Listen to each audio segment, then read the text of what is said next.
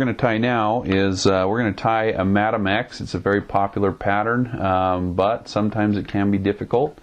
And we're going to show you how the Griffin tools and the Griffin mongoose make it a little bit easier.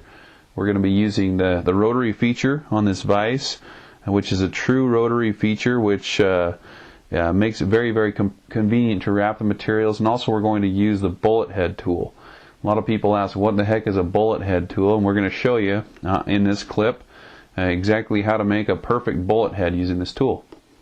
Alright, so to get started on this fly, we're just going to dress the hook with some 6/0 thread. I'm using a curved shank all-purpose hook, equivalent of the TMCO 200R. Okay, now what I'm going to do is I'm going to create a tail made out of cow elk hair, just a couple of fibers. I'll take the hair and I'm pulling out the excess fluff out of this hair, stack the hair to even out the tips, and we want kind of a short tail on this fly. Adjust that a little bit, so right here is enough for this Madam X. So what I'm going to do is I'm going to make a couple loose wraps and then pull down tight. And that will flare the hair a little bit. We're going to trim that off. And then just with some wraps, I'm going to hold on to the tips of the elk, and I'm going to wrap my thread back toward the bend of the hook. And once I get to the bend of the hook, I'm going to make a couple snug thread wraps so that hair doesn't rotate around the hook. Then I will bring the thread back up to where I tied in, and there's my tail. I'm going to take all of these pieces of hair, and I'm going to actually use my utility scissors for this. These are the blunt nose Griffin scissors, and they're great at cutting larger clumps. I could probably do this with my fine points, but you see how easy the job was with this. I always like to have both the snub points and the fine point scissors at the desk so that if I have to cut wire or a big clump of material, I can do that with no problem. One really easy and buoyant material to use is just polypropylene yarn, the same kind of stuff that you'd use for a parachute post. And I've just cut off a section. I'm going to tie it in right here, right where I tied in my elk hair, and I'm going to go back toward the tail. And the reason why I tie it in the front is because if I tie it in the back, it will create a big lump and the body won't be uniform. So on this pattern, I'm just going to leave my thread hanging, and I'm going to rotate the vise away from me so it wraps the materials in the same direction as everything else, and just a couple of wraps, and I've got a pretty uniform body. So I'm going to give it a couple wraps and tie it down. Again, I'm going to use the utility scissors to cut that off. And so what I'm going to do is I'm going to add an overwing of elk, or not elk, moose.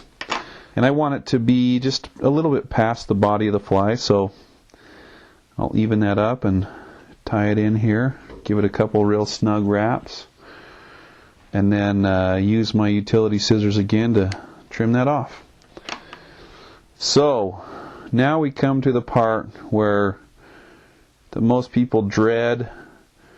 It's making the bullet head, the deer hair or elk hair bullet head. And so luckily we have a tool that will help us do this. We have these Griffin bullet head tools, and there are several different applications that you can use these for. They come in 3 sizes, the medium, large, and small, and I'll show you how that works. What we're going to do is we're going to cut a pretty generous clump of the elk hair. Unless you want to sink it and fish a sunken hopper pattern, you'll probably want to make it float. Anyway, I'm going to line the tips of this, and when you pull the hair out of the hair stack, you want to make sure that the tips are facing forward toward the front of the fly. So I pulled the tips out and they're facing forward like this. And so you're probably going to measure where my fingernail is toward the tips of the hair. You can probably double that distance because you're going to fold it back on top of itself. So where I doubled that distance, I'm going to just pinch it right on top of the hook shank, and I'm going to make a loose wrap, another loose wrap, And now I'm going to start adding more tension. And as you see, I'm not letting go of the butts, but it's still flaring quite a bit. So before I let go of the butts, I'm going to take my snub nose scissors, my utility scissors, and I'm going to get in there and cut off the butts. And sometimes this takes a couple of snips. This is the hardest part of the fly. Making an even bullet head is no longer the hardest part of the fly. So what I'm going to do is I'm just going to cover up the butts with some thread. Not necessarily because it looks bad, but because it will make it a more durable fly, and none of these butts will pull out. Anyway, once we're to this point, as you can see, it looks pretty messy.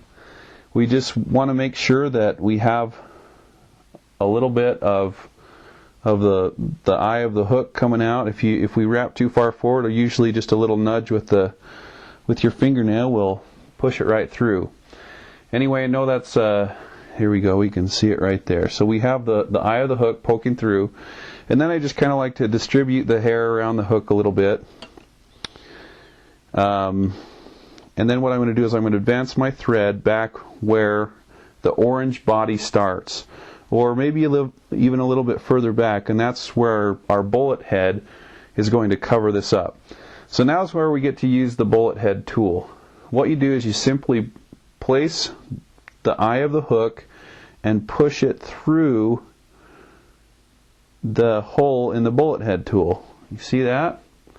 Now what you do is you gently slide it back, but don't pull it off. You get it about where you want to start wrapping your thread, and it will kind of pop in place, and your thread is conveniently hanging right where you want to make your bullet head wraps. So what you do is you just make a couple of wraps and pull it off. There we have a perfect bullet head. Now, we definitely want to trim the bottom of this, and so what you do so that body shows through is you just kind of come in here with some scissors. The fine points work great for this. And you see a little bit of dark coming out of that bullet head. And this fly is not going to sink. Now I said we're going to do a stone fly. If we kind of puff out the hair a little bit, it's going to be more of like a fluttering stone. And I really like these barred centipede legs. This is what the barred centipede legs look like. I'm going to show you a technique where you can tie both legs in with one piece of rubber leg material. What you do is you hold the rubber leg on one side of the fly, just give it 2 or 3 wraps, kind of position it where you want. Then you simply take the other part of the rubber leg and you fold it over the back like this, and then make a couple more wraps. So what we've done is we've tied on both legs. We just trim it like that. Now those front legs are a little bit long, so I'll just pull them together. And there's my Madam X stonefly. On this fly, you just want to whip finish it. And I love the Rotary whip finish tool. And you just whip finish it right where you tied in your bullet head. You can add head cement if you want, but if you do a proper whip finish, you won't need head cement. And also, for those of us who fish really rough water, sometimes it's good to even add a strike indicator, so you can tie on some foam or a post of material. I'm going to leave it off of this fly because it's going to float high enough with the polypropylene yarn for the body and with all that deer hair we put on for the bullet head. Anyway, that's our fly.